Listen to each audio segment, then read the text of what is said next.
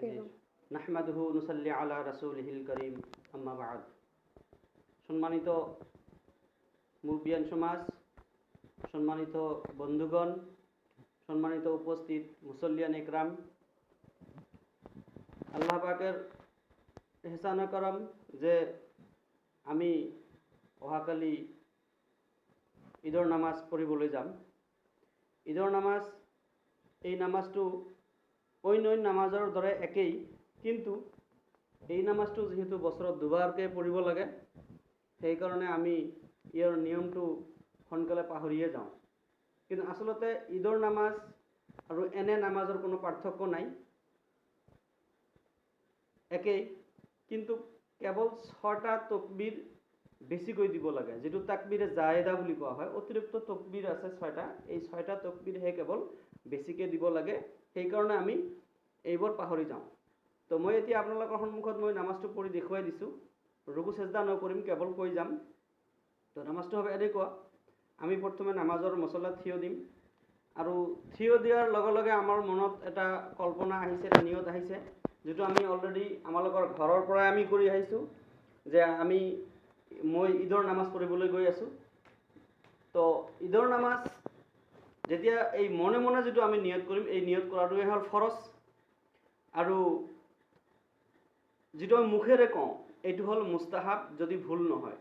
তো কিছুমান কিতাপত এনেকৈ দিয়া আছে, নাৱাইতু আন উসাল্লিয়া লিল্লাহি তাআলা রাকাআতাই সালাতিল ঈদিল ফিতরি নাইবা ঈদুজ জুহা মা'a সিত্তাতি তাকবীরাতি ওয়াজিবুল্লাহি তাআলা মুতাওয়াজিহান ইলা জিহাতিল কাবাতিশ শরীফাতি আল্লাহু আকবার।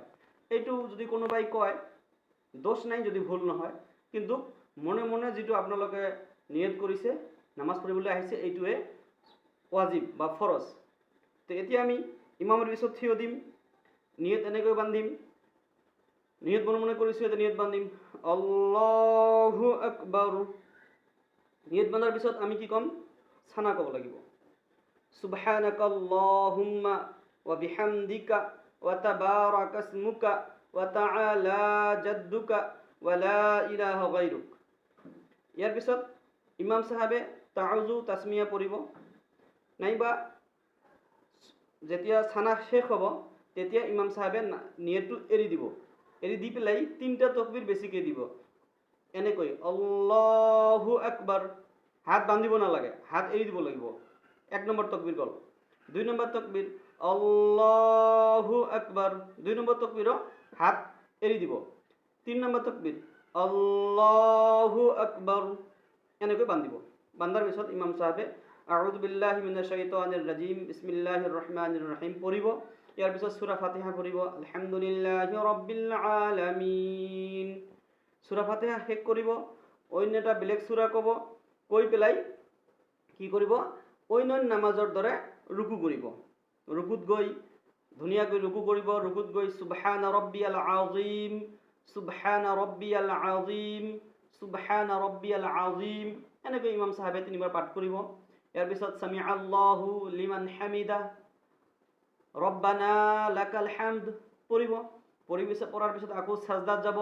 সাজদাত গৈ পেলাই 3বাৰ পঢ়িব, 3বাৰ সুবহানা ৰাব্বিয়াল আ'লা, সুবহানা ৰাব্বিয়াল আ'লা, সুবহানা ৰাব্বিয়াল আ'লা, এনেকৈ পাঠ কৰিব। আকৌ 1 নম্বৰ সাজদা হৈ গ'ল, আকৌ 2 নম্বৰ সাজদাত যাব। 2 নম্বৰ সাজদা শেষ হোৱাৰ পিছত আকৌ ইমাম সাহেবে থিয় দিব, আমিও থিয় দিম। আমাৰ নিয়ত বান্ধা থাকিব। তেতিয়া ইমাম সাহেবে অন্য নামাজৰ দৰে আকৌ বিসমিল্লাহৰ সৈতে সূৰা ফাতিহা আলহামদুলিল্লাহি ৰাব্বিল আলামিন, এনেকৈ সূৰা ফাতিহা পঢ়িব। সূৰা ফাতিহা পঢ়াৰ পিছত অন্য এটা সূৰা পাঠ কৰিব। পাঠ কৰাৰ পিছত ঠিক ৰুকুত যোৱাৰ আগমুহূৰ্তত, ধৰি লৈছোঁ মই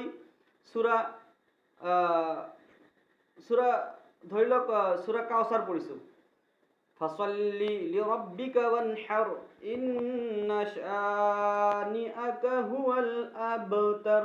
সূৰা শেষ হৈ গ'ল। ইয়াৰ পিছত ইমামে এৰি দিব।